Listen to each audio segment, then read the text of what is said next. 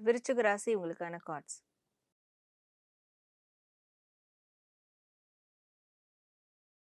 விருச்சிக ராசிக்கு இந்த மாதம் வந்து கேட்ட இடத்துல பணம் கிடைக்கலாம். கேட்ட பொருளுதவி கிடைக்கலாம். அண்ட் அதே மாரி இவங்க வந்து எந்த அளவுக்கு தான தர்மங்கள் வந்து செய்றாங்களோ இந்த மாதம், முடிஞ்ச அளவு அதாவது அவங்க சக்திக்கு ஏத்த செய்யலாம்.